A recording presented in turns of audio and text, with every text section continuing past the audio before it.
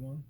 Welcome to episode 22 of UnCommon Conversations. My name is Jordan Farmer, and today's guest is a podcaster himself, Sean Lowery. And we're going to be talking about Afghanistan, vaccines, the Delta variant, the California recall election, and whatever else. And I'm looking forward to this. He had one of my guys on the internet right now, Gerard Michaels, on his podcast, and it was awesome and interesting.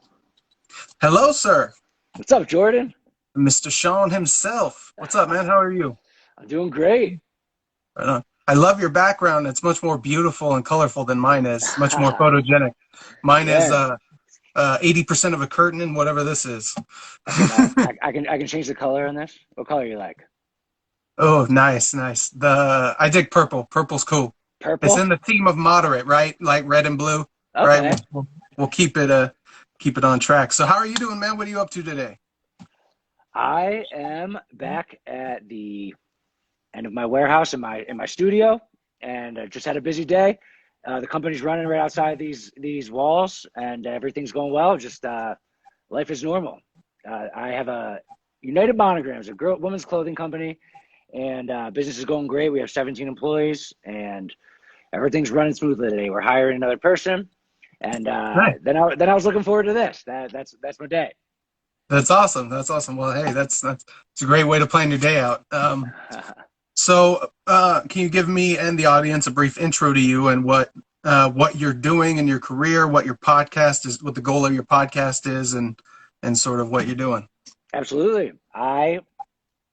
Entrepreneurship. That's my favorite thing in the world. I love it so much. It's so exciting in so many ways.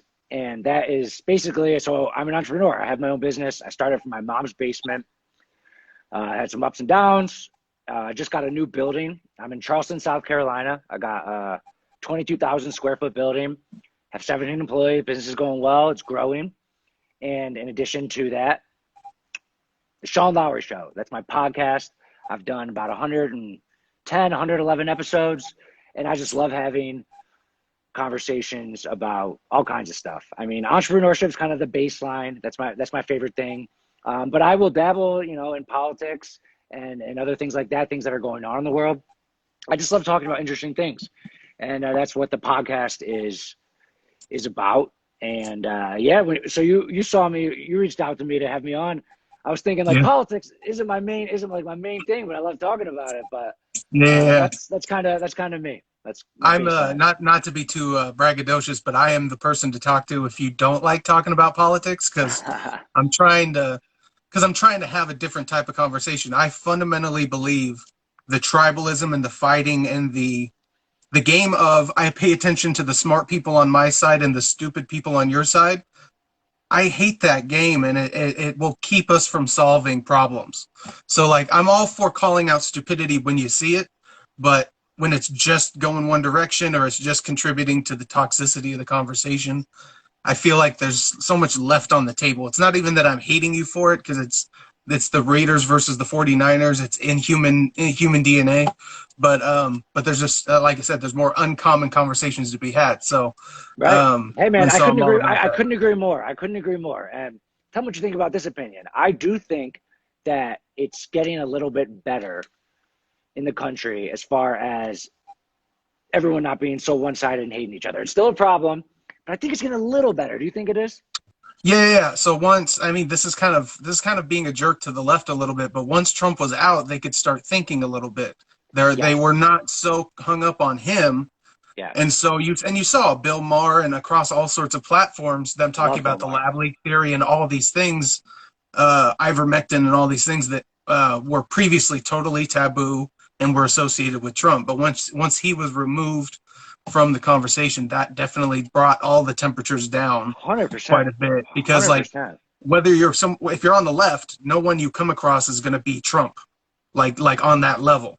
And on the right, you don't have that thing on your back that's saying justify your vote for Trump, justify your vote for Trump. Now it can be, well, Biden's in there. Let's talk about what's happening now. It could be nuanced. It could be nuanced. Yeah. I feel like I'm seeing some more of that, and it's refreshing. I mean, I liked Trump. I did. I mean, I thought he was Well, awesome. you're an And entrepreneur, so that makes sense. right, right. And I admit the big bold uh like personality. And then a lot of the times you could tell that the left was just hating him. And for every, I thought the stupidest thing was the Russia storyline. I just couldn't Yeah, follow it. I was like, I'm a yeah, reasonable person who can follow a story. I didn't get it at all, and I was just like, wow, they are making a fight out of everything, and it's exhausting, which made me like Trump a little more because yeah. they're looking like idiots. But that doesn't matter anymore, and it's a little refreshing. Yeah, yeah. I was all about Trump from the beginning. So even when I was like, so this goes deep. When I was 8 years old, I wrote a paper on who could you have lunch with if you could have lunch with anyone. I chose Donald Trump No at eight way. years old because he was a successful, rich person, and I in my young age had experienced harder times and having a lot of money, and I knew which one I liked a lot more. So it was kind of like, and I had no idea how rich people got rich. So I was like, this seems like an obvious thing to sort of look into, as a young kid. And when he started coming along, what made him, first off, was what made him interesting to me was economically. He was not speaking my language, but he was speaking a language that made sense to me with trade and currencies and all these types of things. And I was like, those are not economic arenas where anyone really ever talks about in the normal sort of conversation of politics, and it's for a reason. Not so much the currency stuff. The currency stuff is just nerd stuff for nerd's sake, a little bit. Obviously, inflation and stuff like that, and whether or not we can buy more stuff with the dollar matters to us. But that more so, it's on the trade stuff and understanding how China manipulates its economy to make it the best place to produce anything because it's the cheapest. Like if you make it so that they'll literally pay you to pour the concrete, they'll subsidize the energy with a bunch of coal factories, which they do, and then they inflate their currency. So not only do they inflate their currency in the real sense, meaning they're always increasing the supply of the currency, but if you say the dollar is worth a dollar, and when you come into from another country and you bring in Swiss francs, we give you a dollar for 80 cents. And Right, so you're getting it for 80 cents, but once you show up into the economy, you can use it as a dollar. That's right, what China does. When they lower their currency, they're literally giving it undervalue, meaning you're getting paid to show up, right. and they could do that with their control of the central bank. So there's all these little mechanisms where they're manipulating their currency, and he, in his genius, could encapsulate it in they're manipulating their currency. Right, right. He made it simple for people to And then understand. and then I have to go do all this little investigating and understand bits of the economy, and you have to be like, he's 50 years into being a multimillionaire entrepreneur businessman raised Right, by a multimillionaire, and he saw all the trade stuff in our economy was better up until 1970.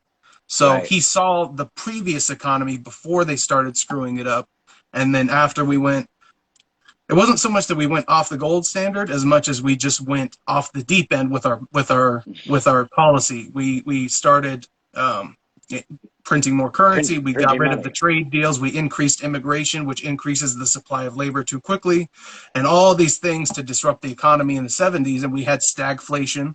And then Reagan could rein that in a little bit to a degree, but he had to use it with crazy high interest rates and all these kinds of things. So, Yeah, and my I never heard theory, anyone talk about it before him. okay, yeah, yeah, yeah. Well, think about China. Like that, there was no conversation about China or anything that they were doing prior to Trump. And once he showed up and started talking about these things, and so I believe Trump operates almost exclusively out of higher order principles, meaning he has a higher order goal and ways of operating as a businessman and as a person that are so inbuilt in him, and he has such faith in, that he just reflexively sticks with it. And no matter what happens around him, he's going to stick with it. And the beauty of it is, part of that is he won't say, I changed my mind, but he will change his mind. He won't form his opinion until he's listened to a bunch of people. What I loved when I first saw him get into office was, instead of it being backdoor lobbying deals and all this kind of crap, he had meeting after meeting with industry after industry of high level executives to say, how do we trim the fat in the regulatory agencies?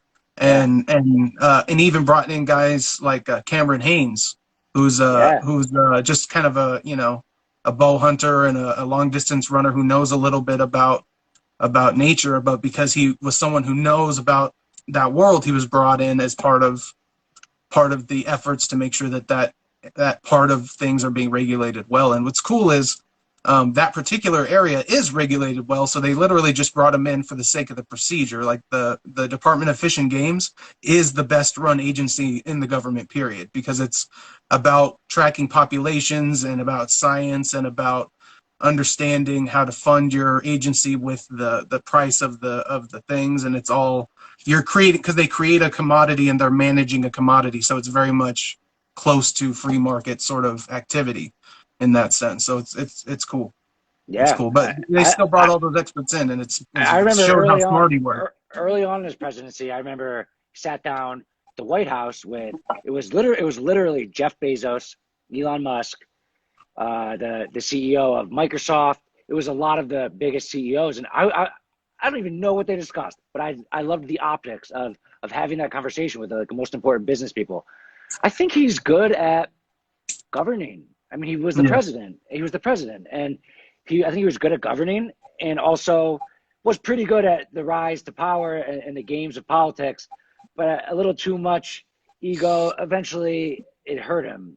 Just Yeah. kind of being the center of attention too much. But if you just kind of let him run with his the foreign affairs and all the trade stuff, I think that stuff would have played out well. And I hope Biden kind of follows on some of it. Yeah, yeah. Biden definitely is sticking. So he's not going to change anything on the trade front. He's keeping the China deal in place, keeping those tariffs in place, and he hasn't manipulated or done anything with the Good. USMCA. So he's leaving that alone. Yeah, the beautiful thing, it's funny. 3 months in, like in April, 3 months into Biden's presidency, I saw this video. It was like 40 minutes called Bidenomics. I was like, are you kidding me?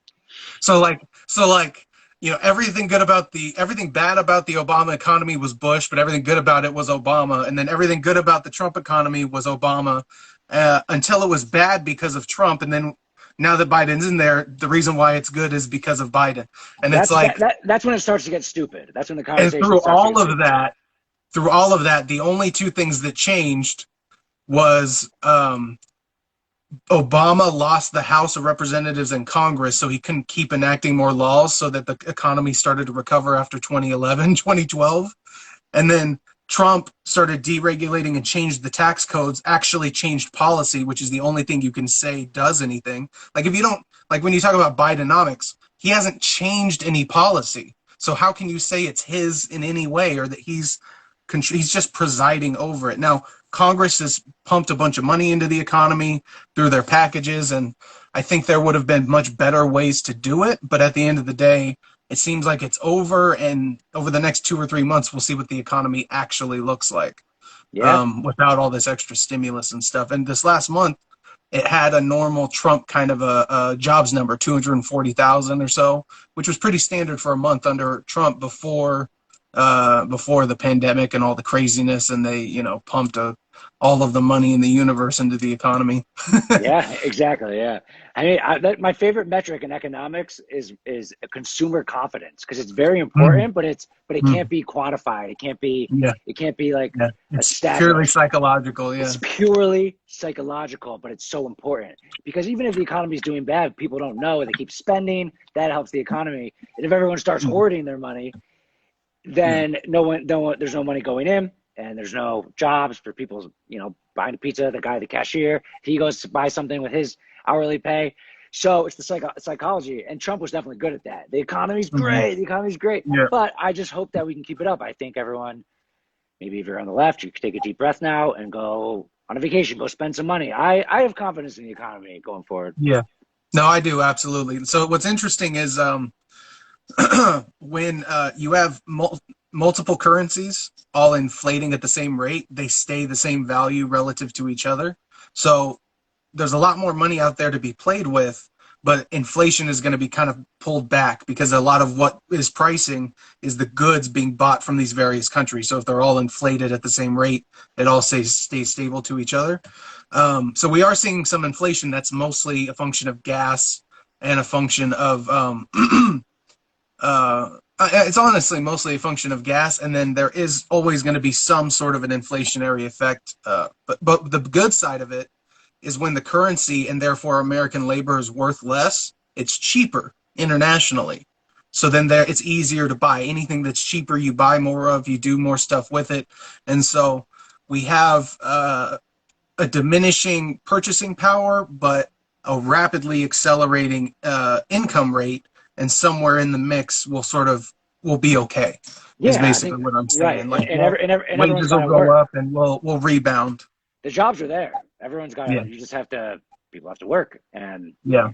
they've had the excuse for the last year or so not to have to sit at home getting the stimulus check. Well, it's It interesting was a because on that factor. point, yeah, I wanted to make that point real quick.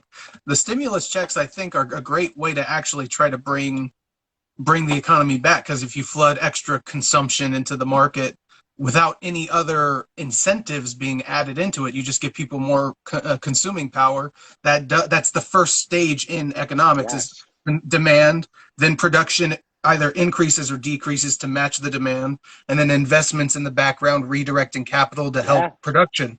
So Andrew Yang was kind of yeah, on the forefront of that, and yeah, but if you it's an pay interesting people to idea. not work, That that's gets where you have the dangerous. issue. But if you just give Yes. people the resources and let the free market is still telling them what to do, you're still better off working and being more productive than not. It's only when the government gets in there and tells you, we're going to give you this help, and then once you start bettering your own life, we're going to take away the help faster than you make it. That's when people get trapped. And Right. then you have Right. multi-generational traps, in certain areas. But yeah, Yeah. I'm all for when the economy is hurting. Because here's the thing, like the innovation in America is what creates new industries and stuff. But if you just increase consumption with whatever businesses are operating there, they'll just inflate up to that level of consumption, increase jobs and increase everything. And Yes. so short-term consumption stimulus will just backfill the labor Yeah. uh, issue. And Right. it means the businesses that still exist do better, and it doesn't mean new innovation or new businesses are created, but it gets the labor supply back to what I call labor scarcity, where we have more jobs available than people looking for jobs. And when you have that, um, people like you have to go find people to hire, And and that's so when you're you. going to pay a little bit Yeah. more than you would Right. otherwise. That And that's increases the consuming power of Americans, and it helps the right. whole engine keep going through. So And that might be when you want to, if you could control the immigration, maybe increase it a little when it gets to that point, right? When it gets to the point yep. that there's more jobs than people looking for Yeah, jobs. it should That's be the idea. modulated to that level. When you Exactly. have extra jobs, that's when you need extra labor. When you don't, Exactly. when you have a recession, stop it. No Right. more. We don't Stop need it. more people.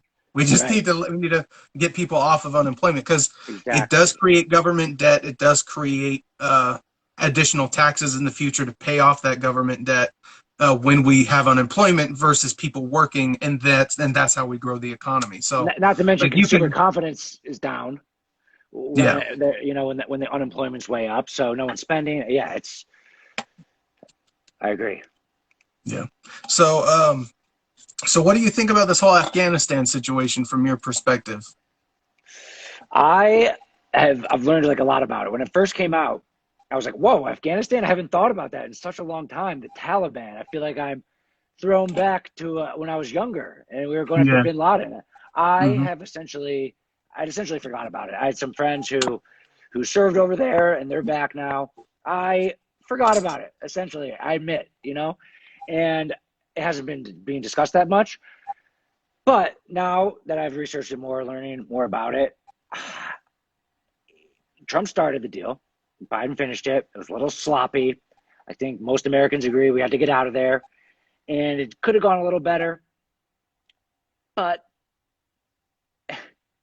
we got out. And it's funny to watch the Republicans see the opportunity to come at one-sided issue. This president destroyed this opportunity. He left dogs there. He left money there. He left all this equipment there, and it was terrible. It just shows how he can't execute and shouldn't be president. And I see that as political attack approach. But if you just take that out of it, it probably would have been sloppy either way. And I'm happy we're out of there. I mean, we can't change the hearts and minds. It's just, I heard something interesting though. The amount of troops that we had there, correct me if I'm wrong, you might know more about this. I think was it only like 2,500? Yep. And we have for the last 18 months. And we have stationed in South Korea, Germany, like even more than that. So in retrospect, or looking at it, it wasn't as, the story is bigger than the amount of troops, or I guess that the fact that we're retreating, it was kind of like a loss in a way. But I think the story, it's important, it's overblown, it's happening now. But I'm fine with how it's gone down. And people say that Biden didn't take responsibility. And I didn't vote for Biden. I don't really think much of him, whatever. He did kind of say, the buck stops with me. I take responsibility for this stuff. I was like, all right. If Trump had said those exact words, everyone on Trump's side would be like, well, he took responsibility. Now maybe in not the sense of like he wasn't competent. Biden wasn't competent in how he executed all this stuff. And you can even have some questions about, did he intentionally do it kind of a shitty way?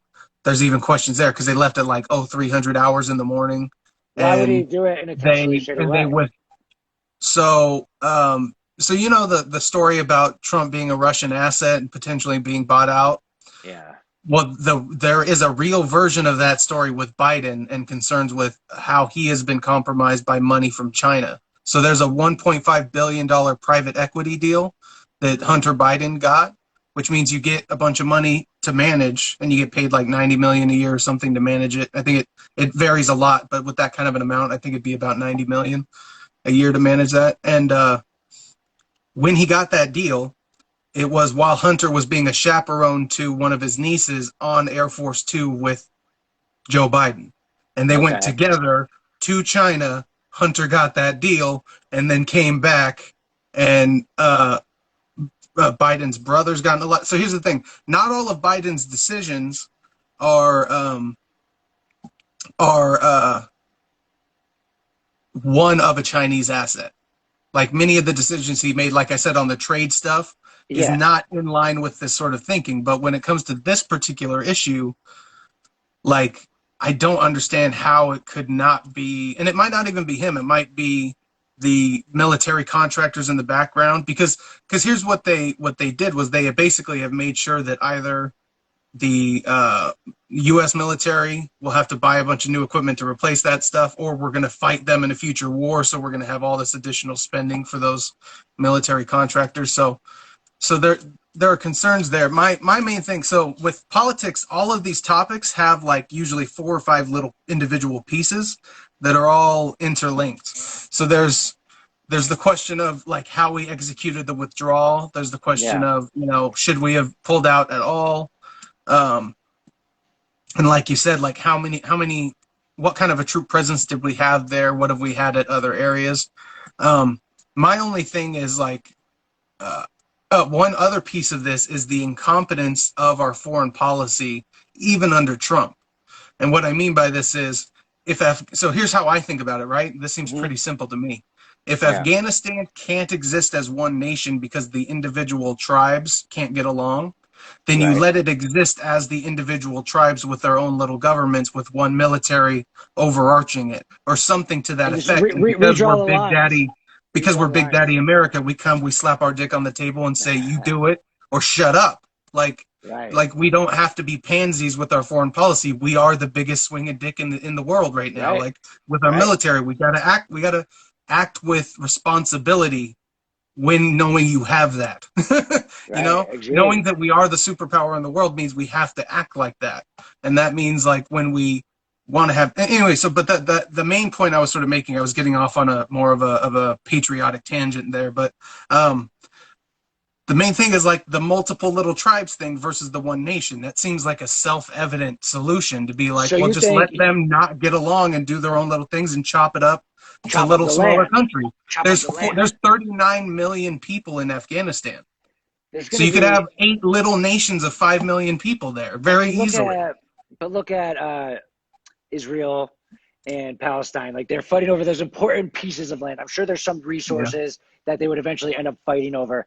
I mean, that sounds almost harder to do than forming one democracy, but they both sound difficult to do. I don't know the inner workings. That I never heard Yeah. that. That's an interesting idea. Split. Okay, Yeah. there's three tribes. Split it up into 3 countries. Let them have their own, govern themselves, and split up the land. Yeah. I wonder if they ever And mentioned you that. can being the bigger military force, or the bigger, we have we were already supporting their government with our military, so it's not like that wasn't already all there in place, ready to go. Like we were literally already there doing all that stuff. So that enforcement side of it would be relatively easy. So here's just an interesting fact that sort of makes you question. So 2 points. One, when the people demand what they want and they get what they want, sometimes it's a little ugly. When the people want to pull out of Afghanistan and they get a pull out of Afghanistan because of the incompetence of government, and they chose Biden over Trump, or regardless of how you feel about the election, like he's the president now, he's our president now, that we got what we wanted. We got the pullout, and it didn't happen maybe the way we would have all liked it, but that's what we demanded, and that's what happened. Now, the other side of that is, historically, when the Soviet Union pulled out of Afghanistan in 1989, they were there for 10 years, and we were on the other side supporting the Taliban and the Mujahideen with our CIA program.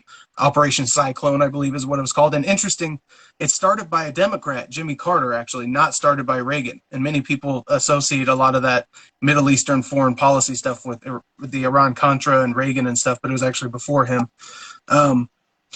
When the Soviet Union pulled out and pulled their military support from the Afghani government and military, the Afghani government and military gave up and gave all their stuff over to the Taliban and the Mujahideen back then.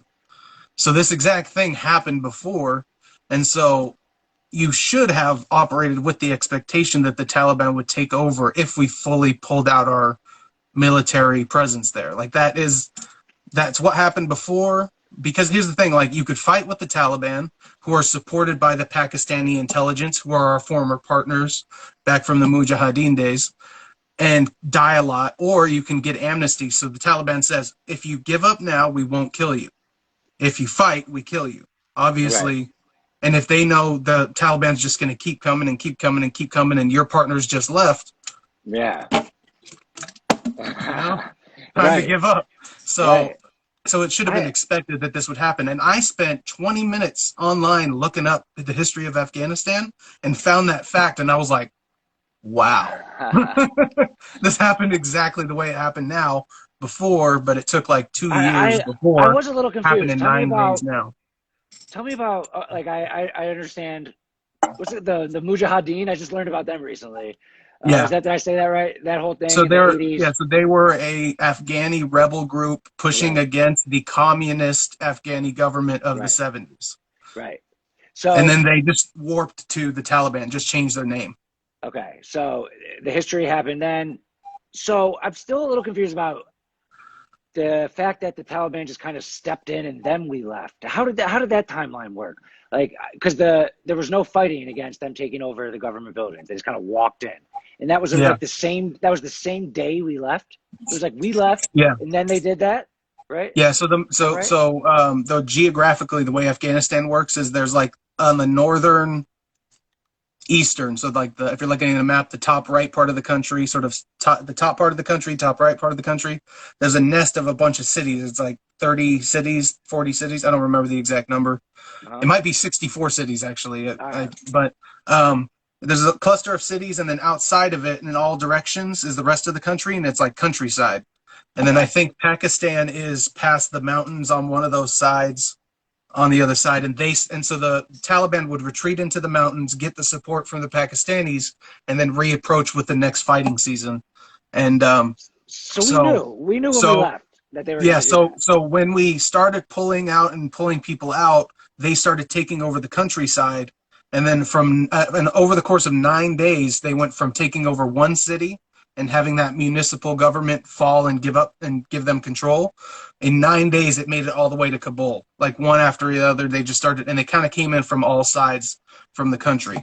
And And so, you said to learn from the history with the Soviets and stuff. I mean, we knew, didn't we basically know that was going to happen? yeah, yeah, So, so if we wanted to keep it from happening, what we would have had to do is say, especially because we still have Americans over there now that need to be pulled out. There's not a lot of them, but there are thousands, and there's 27 kids from a Sacramento, California school district that are still over there too. Jeez. Yeah. Like So we can't get them out. So we should have. So once the Taliban took over the countryside, we should have created a barrier and held it there until we got everybody out. Then when they took over the first city, we should have created a barrier there. Gotcha. And then the 15th, and then the 30th, and then the whatever. And at every stage, Biden was just, just okay. We're pulling out. We're pulling out. It makes sense. Kamala, come over here. Give me my bath time. I swear, I believe in my in the balls that God gave me, that he is the pervert of all perverts, and Kamala's had to do some unspeakable shit in that White House. I know it's kind of messed up to say, but I don't think in the core of my being, because here's the thing, she got into politics that way. She was the side piece to a married man in California politics back in the day. That's how she got her first job. So, Brown, maybe, I don't know. I mean, I feel like Biden's, I do kind of trust he's just like old and senile and like tries to do the right thing. Maybe back in his day he would be doing stuff like that, like Bill Clinton age, but I feel like now, I don't know, but I'm with you. So we should have put the borders up. He's still pretty fit for an old man. That's true. Yeah, he could fall upstairs really well. The military should have left last. That seems to make sense. Yeah, that seems like an obvious thing. It seems pretty obvious. So it was just a little sloppy. So the Sacramento kids and the people that are still there, why can't we get them out? What's the barrier to stop us from doing that? So, so it's interesting. Like the Taliban has, with their security stuff, they have issues with ISIS. So it's difficult to understand to what degree the different terrorist factions are friends and enemies, because they are in a common mission against a collective enemy, but they all want power themselves. So it's like the mafia a little bit in that way. And so what we did, and this scares the crap out of me.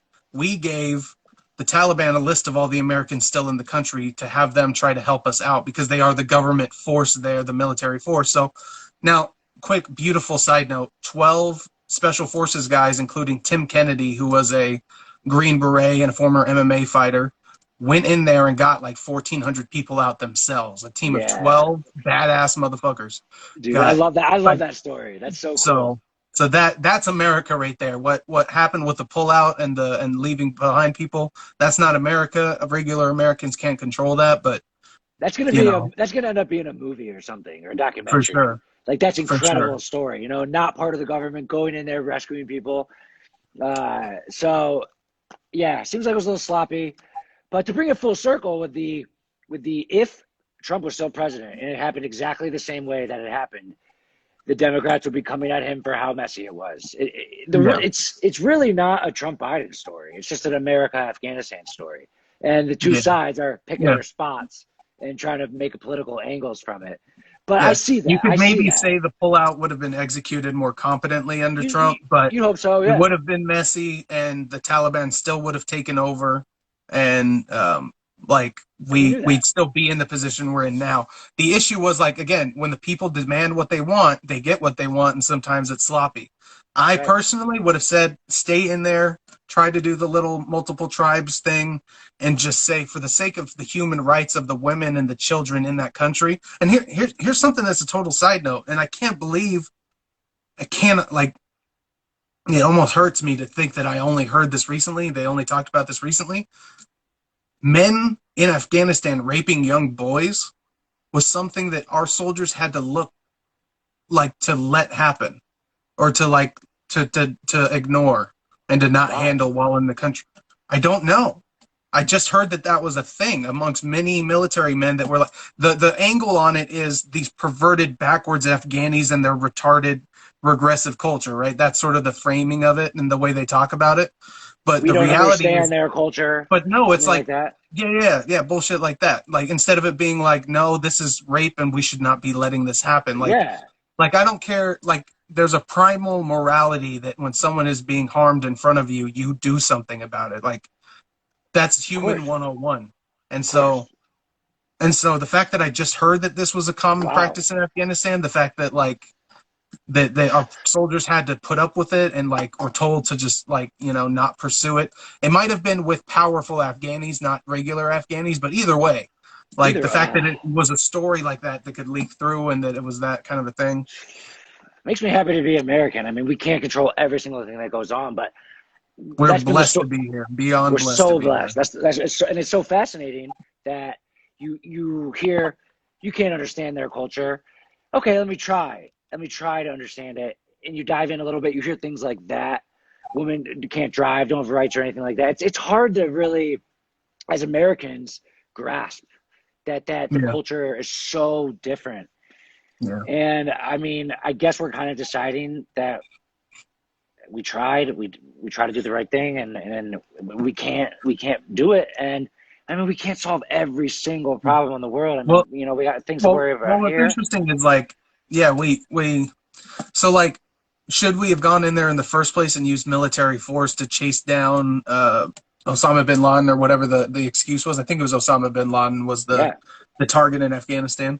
Um, there's that question, but once we're in it, then there's a question of how do you handle that situation. But now that we're out, we can still say, and before we ever got in, this is my philosophy. Like this is my stage one foreign policy: is if you are not a human, if you're a human rights violator and you don't treat women right, don't treat children right, you don't have proper a proper fight against rape and stuff like that. And we have our own issues in America, making sure we handle that stuff legally the right way and all that, and make sure rape victims have the right support systems.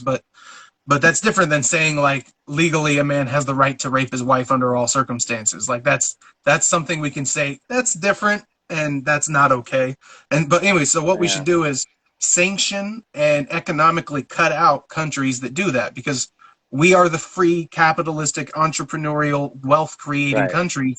We don't have to trade with anyone. The United States doesn't have to trade with anyone. We think we right, do, but the reality is you can buy anything you want from China, from Vietnam or Nepal right. or whatever. It's just a matter of the supply chain shifting over through investment somewhere Yeah, else and production e- being cheap enough. an easier way without the troops and the forces to punish them for violating human rights. Yeah, Cut them out, and so it's a carrot sanctions. and stick. We'll make your country rich if you behave, and Yeah, we'll cut you out if you don't. And that is extremely powerful, I and think, yes, and I would work agree. well. I agree. And it sucks if it doesn't work. If they say, no, we don't want to be rich. We just want to do all these terrible things. That's Yeah, terrible for the then people their that live people there. suffer, but But hopefully over time, those people will yeah, revolt, form their own and government. I don't know. so I want to talk about sometimes you literally have two opposing frames on the same behavior, and they negate each other. So like, should we be there protect in Afghanistan? Once we're there, should we have stayed there to protect innocent women and children from rape and murder and all these things and terrorists?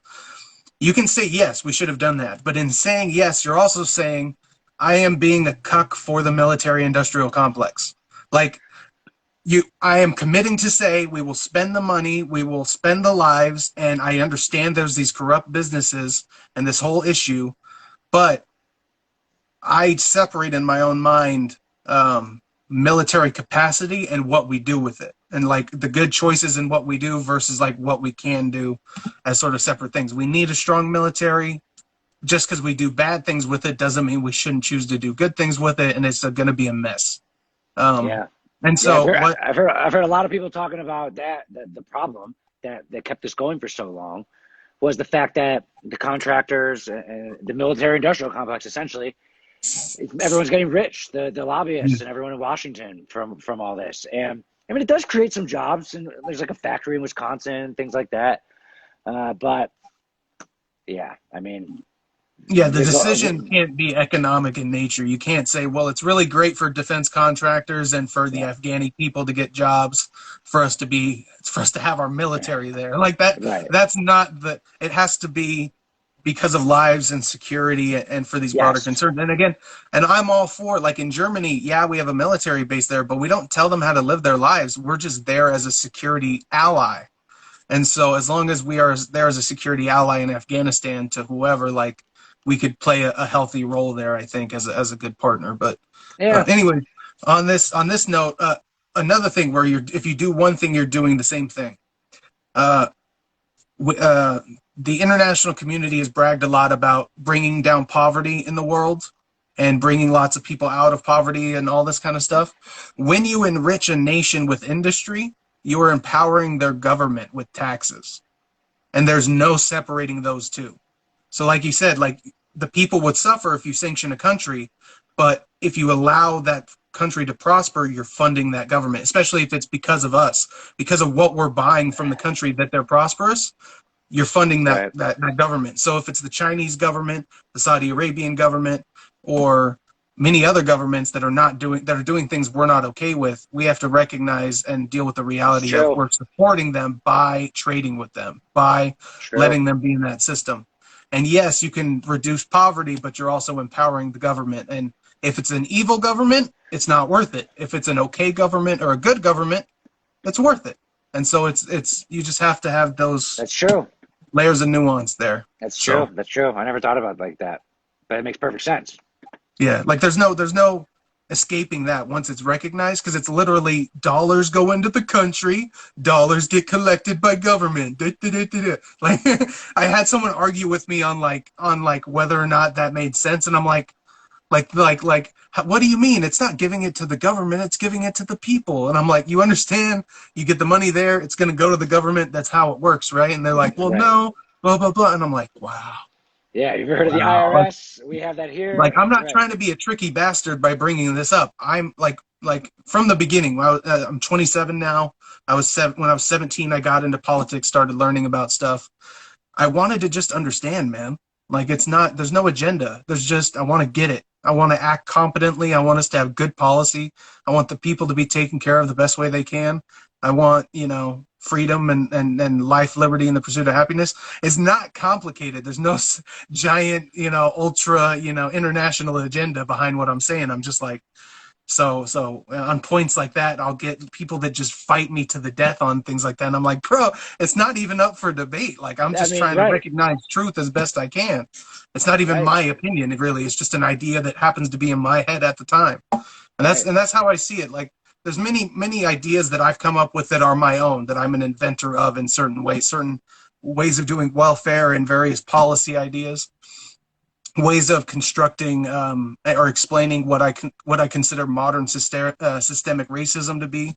For example, I see it as a bipartisan and indirect institution, and it would take 30-40 minutes to get through it all. But basically, like if you have a policy that attacks poor people Uh-huh. indirectly or on purpose or accidentally, but if you have a policy that attacks poor people and a racial minority is disproportionately poor, when you implement that policy, you can basically say it's attacking that group disproportionately, right?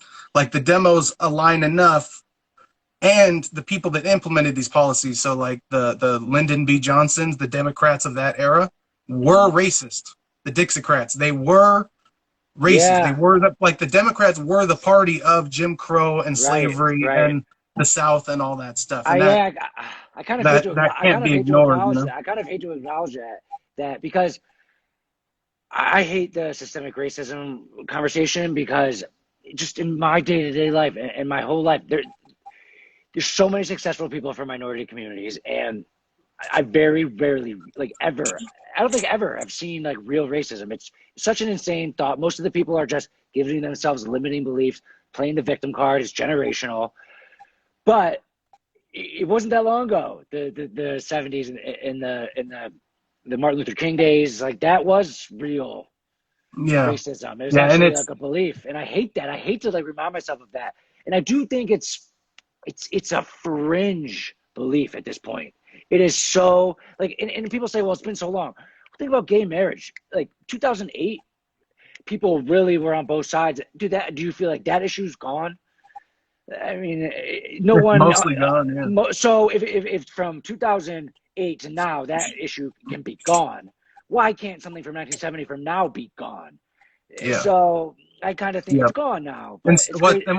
what's interesting is it's like, so here's why I'm a bipartisan, why I'm a moderate, and why I think my approach is kind of the sweet magic of the sweet science of politics is the right recognizes incompetent policy, but because they're individualists, they won't see it through the lens. So they'll recognize that we have a system where educationally the rich communities get more money per kid and the poor communities get less money per kid, and where you are geographically, you're segregated. You can't go to any schools outside of that. And so they say the voucher system is this tremendous system to create equality amongst all citizens, and it's a great thing.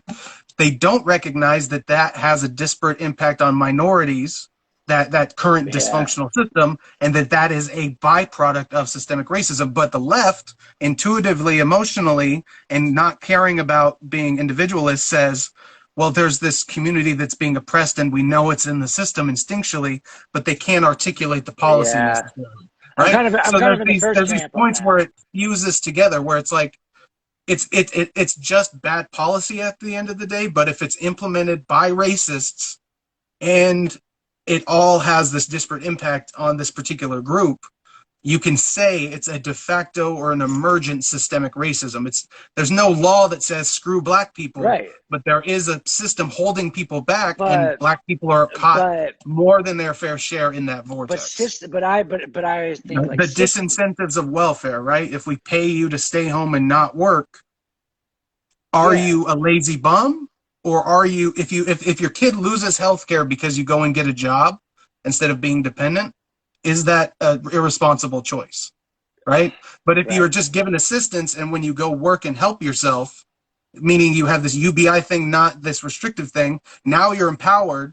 Now you can move forward. Now you're good. You're going to have a lot less bums, a lot less people stuck in right, that vortex. yeah, So I don't see it as, so I see it as the individual has their responsibility, but if the system pushes you in a bad direction, we're responsible for fixing that and trying to make the yeah, system neutral or push you in a good thing. So it's like and all the there's laws bits and are pieces on each side of the aisle that add up to this thing. And it's like we disagree, but we don't disagree. Everyone wants good education, everyone right. wants a good economy, all that stuff, you know? And I also hate the idea that the grouping. I mean, I understand you like your family and your community and stuff like that, but if we have YouTube now, like young, if the culture changes, that's someone like a Kanye West or something, have a little more positive message now than the rap from the past. That is the type of thing that can break through to teach a young 7-year-old black person from the hood, like, yo, you don't have to follow the steps that your parents did, and that I care about that person. And yes, there's the system and everything you just said, but just if you can get through that one person's mind, like, yo, there's more out there. You can Yeah. accomplish more. Like, don't think through this little lens. The government can't teach you, but if you teach yourself that, start a business, entrepreneurship, just that mindset of educating, getting out of there, the understanding maybe you do have to break away from your family, and that's going to be a difficult thing to do. Like, I broke away from my It is family a by belief moving system away. issue. It's a belief system issue, and that is not something the government can really control. It's more about the culture, and and that is the part I'm interested in. It's like teaching people, yo, I don't give a shit if you're black or whatever, like, but yo, that you should like not do crack unless it's at like an awesome party that's really fancy, or something, like this, the Yeah. principles of being rich means you have to deal with some pain to like get to the next level, Well, and it's like understanding many those people don't things. know that high level entrepreneurs are working 60, 70, 80 Exactly, hours a week. exactly, Like that, like, okay, and that's stage that's what one, I are you willing stress. to double the number of hours you're working per week? Right. Like that, with that kind of a thing. But also, it's interesting. I made this point on a different podcast. Like, what will help any given person in their life? Go get another qualification or a certification, move to a different area, go get and apply at a new job. None of these things have someone there standing saying, no, you can't because you're black. Like, there's no, No. like, even if you want to say in the hiring process that there's slight whatever, like, if you don't put in the job application, it doesn't matter what the employer thinks, and not all Exactly. employers think that way. And in many areas, employers will just take whoever they want. Like they don't care about that stuff. They're more Dude, concerned with, will you a, work and make me money? a bad business, a bad entrepreneur would care who is doing the good job for them. Yeah, You know, I yeah, don't care. I don't care who comes in here and ships packages. I just need you to be reliable. I need you to help create a good environment. I need you to be able to get the job done and have good numbers. I mean, if somebody actually cares about the skin color of who their employees are, they're going to eventually fail because that's just flawed thinking, and they're not going to be yeah. able to adapt to changing markets. So, yes, you're right. There's no one saying stop, and I don't. There's no laws saying that Black people can't do anything. Everyone knows that. I'm trying to hear what you're saying about Yeah. and I get it, but it doesn't help an individual to even think like that. You might as well not think like that. You might as well just think the world is my oyster and I can accomplish anything. Yeah. Even if it's not It's very true. difficult to recognize the system, but recognize yourself as a part of it. And they're different tracks. Like you can't control. So like everything in life is separatable or whatever into two categories: what you can control and have influence over, and what you can't. True. And you can't lie to yourself about what's what. A lot of people lie to themselves and say the things that are actually in their control are not. So Right. you got to be careful of that. But Right. the things that aren't in your control, which is largely like the policies of government and these broader institutions and systemic racism and all this crap, that is LBJ.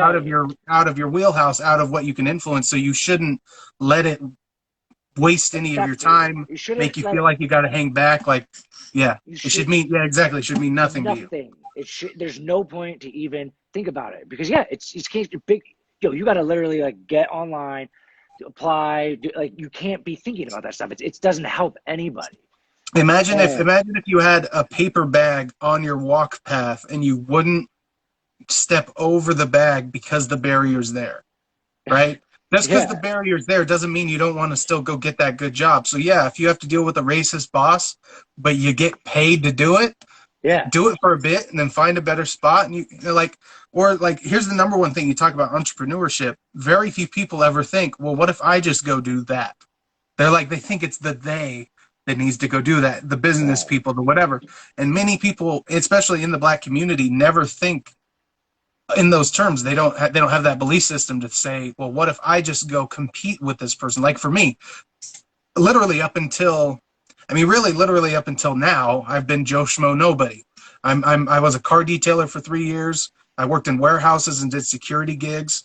And I just like learning about politics for my own sake, for the sake of understanding, and worked a little bit petitioning, collecting signatures. But I am here doing this because I recognize that there's a need for someone trying to do what I believe I'm capable of now doing.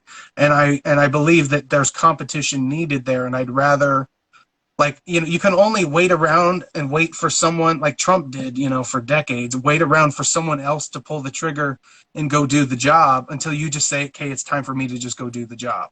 love You it. know, I like love if no it. one else is willing to make that first step into the battlefield, you got to be willing to do it. And like Yeah, there, hopefully, I pray that there will be people way more better.